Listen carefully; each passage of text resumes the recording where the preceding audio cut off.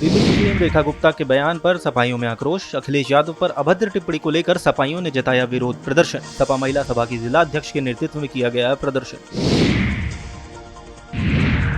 कौशाम्बी में भी हुआ दिल्ली की सीएम रेखा गुप्ता के खिलाफ विरोध प्रदर्शन। अखिलेश यादव पर अभद्र टिप्पणी को लेकर किया गया विरोध। सपा महिला सभा अध्यक्ष की अगुवाई में प्रदर्शन।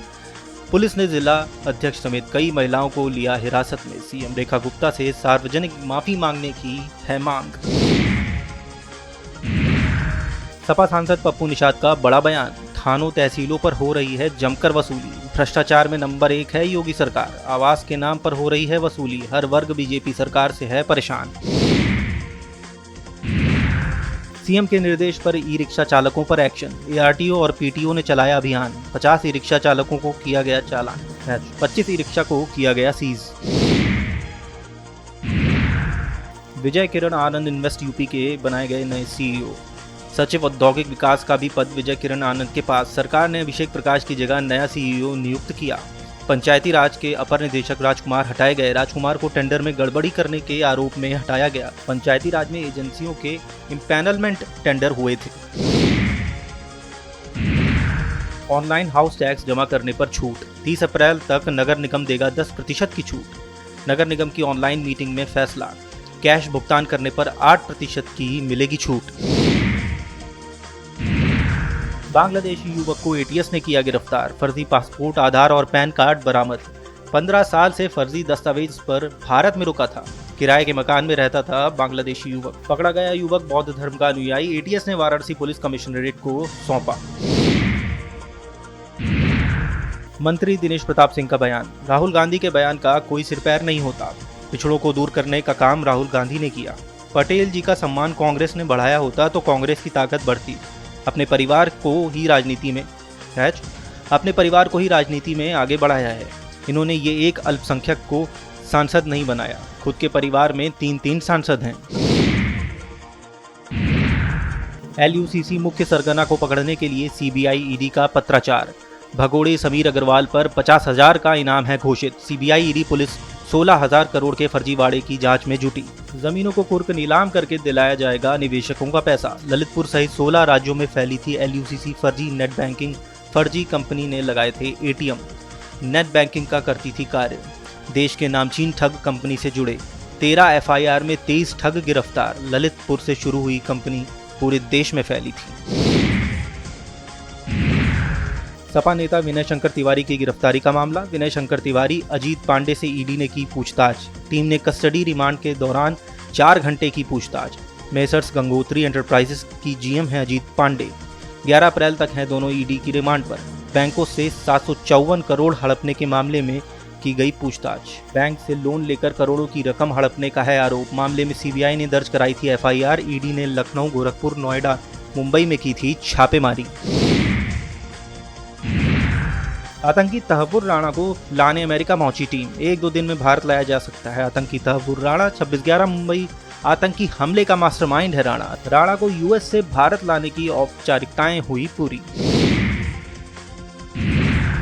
उत्तराखंड में जल्दी शुरू होगी 4 धाम यात्रा। प्रशासन इसके लिए जोर शोर से तैयारी कर रहा। हर साल की तरह इस साल भी साइबर ठग हुए एक्टिव। ऐसे साइबर ठगों से निपटने के लिए पुलिस भी अलर्ट।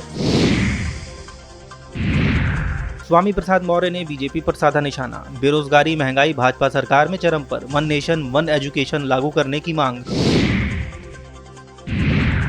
पेट्रोलियम उत्पादों की कीमतों में वृद्धि के विरोध में कांग्रेसियों ने किया प्रदर्शन। पेट्रोलियम मंत्री का फूंका पुतला। संघ के घर बैठ चुके स्वयंसेवकों को मनाने की तैयारी। आरएसएस प्रमुख ने प्रचारकों और पदाधिकारियों से कहा, ऐसे लोगों की लिस्ट बनाई जाए। लखनऊ में चर्चा के दौरान संघ प्रमुख ने नसीहत दी, कार्यकर्ताओं की लिस्ट बनाएं जो पहले काम करते रहे हैं, जो किन्हीं वजहों से दूर हो गए। उनकी समस्याएं समझें, उन्हें फिर से सक्रिय करने का काम करें। साथ ही उन्होंने कहा कि गांवों में शाखाओं का विस्तार जरूर करें। यूपी में अब नई बाइक और कार खरीदना होगा महंगा। 40,000 रुपए से अधिक के वाहनों पर टैक्स बढ़ा। 1 टाइम टैक्स 1% बढ़ा। कैबिनेट की नई दरों को मंजूरी। कैबिनेट की बैठक में इस प्रस्ताव को मंजूरी दी गई। टैक्स की नई दरें अधिसूचना के बाद लागू होंगी। प्रदेश में अभी 7 से 10% तक 1 टाइम टैक्स लगता है। निजी वाहनों की मूल कीमत 7 से 10% तक टैक्स। अब यह स्लैब बढ़कर 8% से 11% हो जाएगा। पावर कॉर्पोरेशन भ्रष्ट अधिकारियों की कराएगी जांच। कमेटी 19 बिंदुओं पर पेश करेगी रिपोर्ट। हर माह पहले सप्ताह में पेश की जाएगी रिपोर्ट। सभी कर्मियों का डाटा इकट्ठा करने के दिए निर्देश। 7 सदस्यीय कमेटी का किया गया है गठन।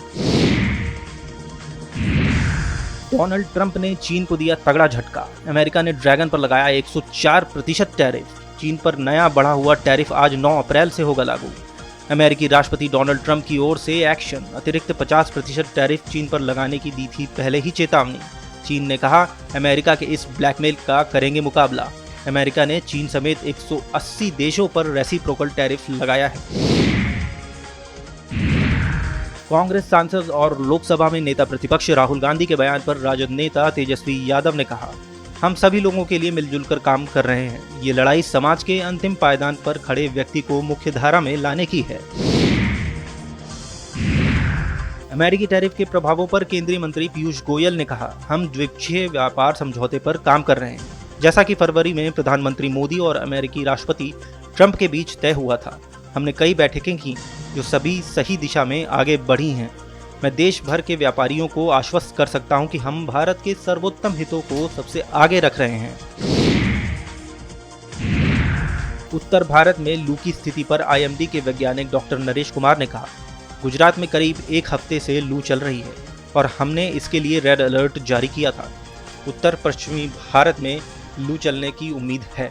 आने वाले 2 दिनों में गुजरात मध्य प्रदेश में लू का असर ज्यादा रहेगा। पश्चिमी राजस्थान के लिए आज रेड अलर्ट जारी किया गया है। आज पंजाब, हरियाणा, दिल्ली में लू का असर ज्यादा रहेगा।